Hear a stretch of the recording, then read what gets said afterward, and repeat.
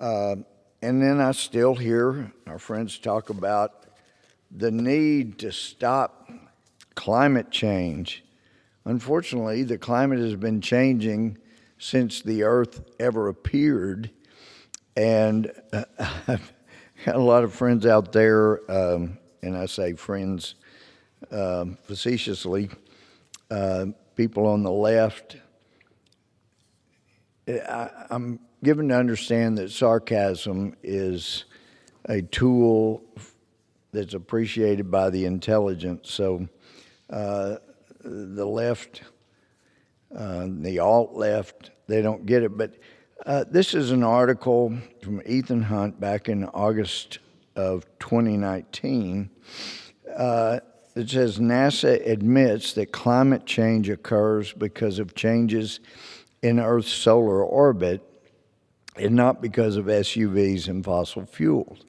Well, it really can be a combination of things, but having found out from the former NASA director that the moon's orbit is slightly changing and the Earth's orbit is slightly changing, and as the term was, it's becoming more squashed. Well, that would mean there are times when we're closer to the sun and we're further away from the sun.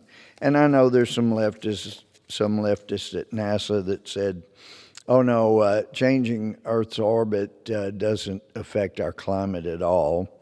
And I would humbly submit that you don't have to be a rocket scientist to understand that if you get closer to the sun, or if you get further away from the sun, it is absolutely going to affect your climate. It just as more solar activity, more solar flares, they're going to affect our climate, and there's not a lot that we can do about more solar flares, solar activity, solar hotspots.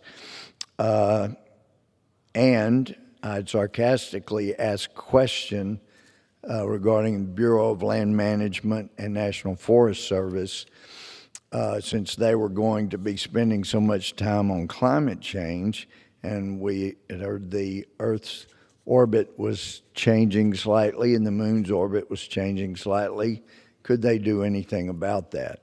So for those that thought I was really challenging BLM and the Bureau of Land Management and the National Forest Service like they were going to do something about the Earth's orbit, the National Forest Service, Bureau of Land Management, they are not going to do anything about the Earth's orbit because they can't. It's not their job.